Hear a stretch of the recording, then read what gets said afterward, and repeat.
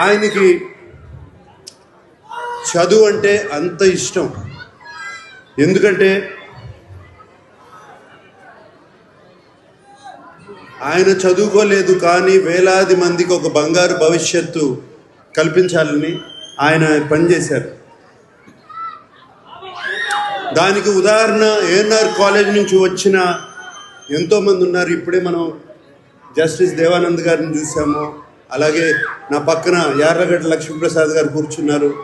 YLP గారు నాకు శ్రేయాభిలాషులు మిత్రులు. ఫార్మర్ ఎంపీ కావూరి సాంబశివరావు గారు, అలాగే యలమంచిలి శివాజీ గారు, ఇంకా అందరికీ తెలుసు రామోజీరావు గారు, ఈనాడు రామోజీరావు గారు, ఇలా ఎంతోమంది ఉన్నారు.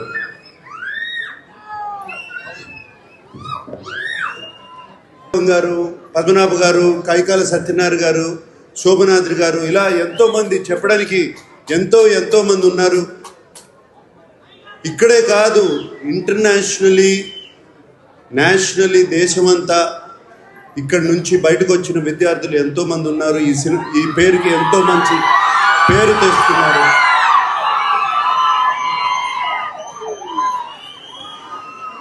ఇక్కడ నేను కోరుకునేది, already ANR college management skill development start చేస్తున్నారని విన్నాను. దానికి రేపు నారా లోకేష్ గారు వస్తున్నారు ఇక్కడికి. అది చాలా సంతోషంగా ఉంది ఆయన రావడం.